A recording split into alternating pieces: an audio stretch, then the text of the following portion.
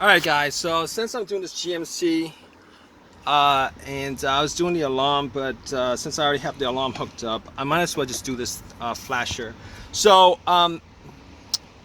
the windshield on this van, it has leaks, and what happens is actually, the rainwater leaks, and it kind of corroded the flasher, which a couple months ago I had this issue where I kind of,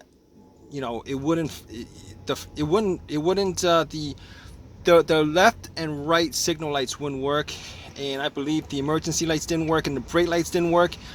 None of that stuff worked, and I didn't know what was the cause of it. But if you guys are having that situation, just know that it's the flasher, and the flasher is under the steering wheel area, and this is what it is on this truck. There's actually a flasher that controls the flashing of the lights, and also I think it controls the brake lights also, because the brake lights weren't working. I don't think the brake lights were working. I'm not sure.